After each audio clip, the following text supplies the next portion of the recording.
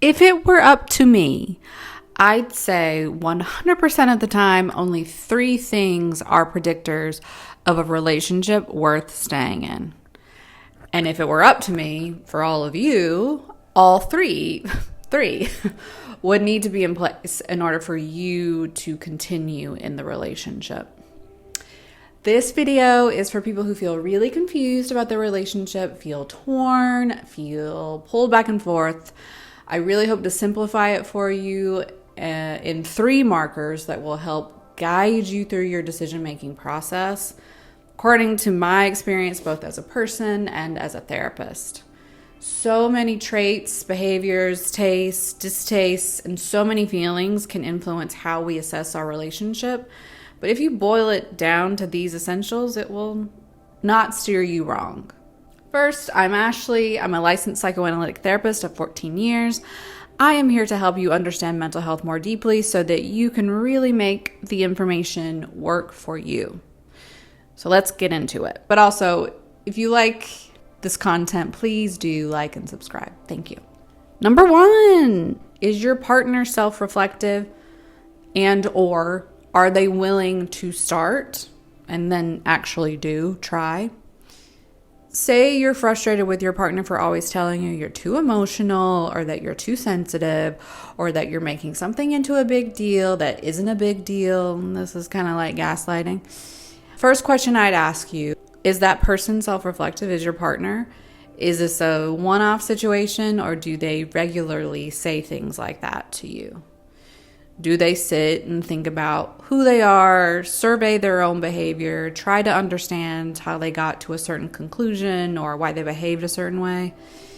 Do they mock emotions? Likely because they don't understand or accept or honor their own emotions.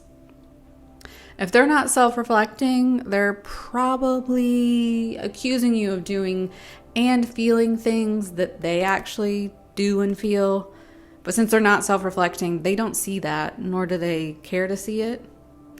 You'll feel like they don't understand you at all. They'll tell you you're too emotional, too sensitive, things like that.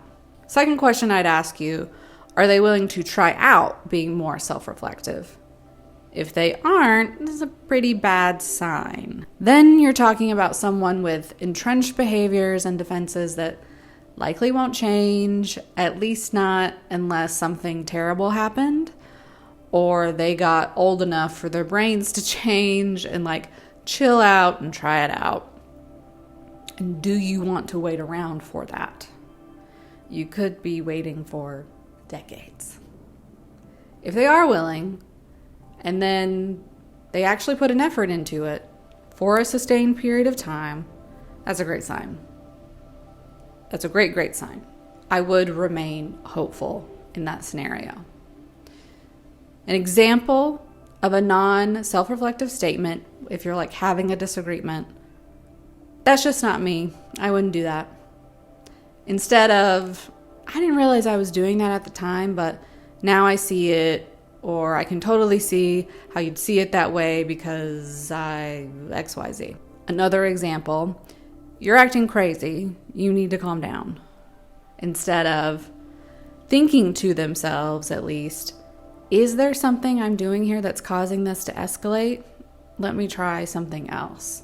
Number 2, are they kind to you a majority of the time? If there's unkindness regularly, like ignoring you, not answering your texts, comparing you unfavorably to someone else or to a parent you don't like, doing something on purpose to hurt you, insult you, is sarcastic a lot in a way that doesn't feel good, makes fun of you even if it hurts you, very blaming, generally not holding you in mind, that's not good. We don't want that. That may seem obvious, duh, but actually, unfortunately, a lot of us have grown up in situations that make it so that we're blind to the fact that our partner is actually being quite cruel or at the very least unkind.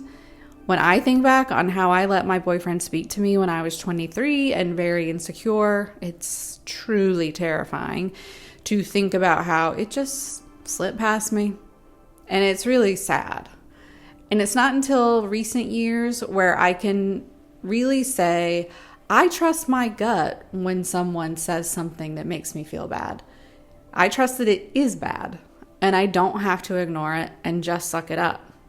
If I ever find myself explaining away someone's unkind behavior, I have to really analyze why I'm doing that. Let me state for the record, it is essential that you expect kindness in how your partner deals with you. This relates back to the self-reflection. A person limited in self-reflection is probably also limited in how kind they can be because they're not thinking about how they affect others. In case you think, well, nobody's perfect and everyone is mean sometimes. Yeah, maybe. But so many people out there are able to regulate their emotions without taking it out on other people by being unkind. It's also possible to fight without any name calling or insults. Get angry all you want, but you can do it without insults and name calling or weaponizing something unfairly.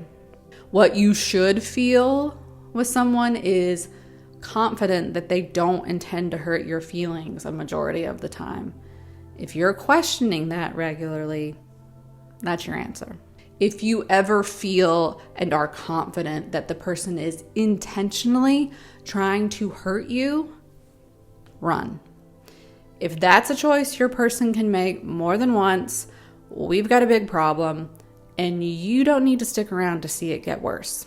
Number 3, do they apologize and do they then change their behavior? And these go together, they cannot be separated. This one's really important. It again links back to self-reflection. You'll have to self-reflect in order to be genuinely regretful for how you behaved and what it contributed.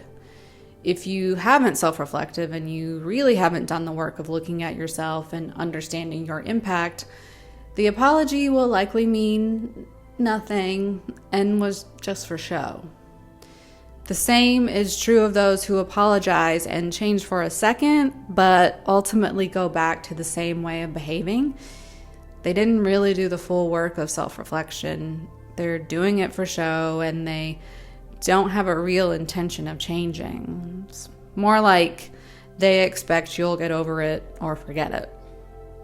Stick with that long enough, and you'll be in the terrible position of having to remind them again and again, only to be left feeling like you're nagging and like you're the wrong one somehow. An example of a real apology. I was thinking about what you said, and I do see how I'm being short with you in the mornings, and I'm sorry about that. I haven't been going to bed on time because I'm stressed with work, and it's now getting taken out on you. Starting today, I'm going to work on managing the stress better and working to get into bed on time. Then you see the consistent effort with that. Another example. I'm so sorry I'm late. I fully had enough time to get here, and I made the dumb choice to sit down and look at my phone. And before I knew it, 10 minutes had passed. I hate that you had to sit here alone, waiting on me. I will do my best to make sure it doesn't happen next time. Then you see the consistent effort. That's that on that for today. Please like and subscribe for more videos like this, and next up you can see me here.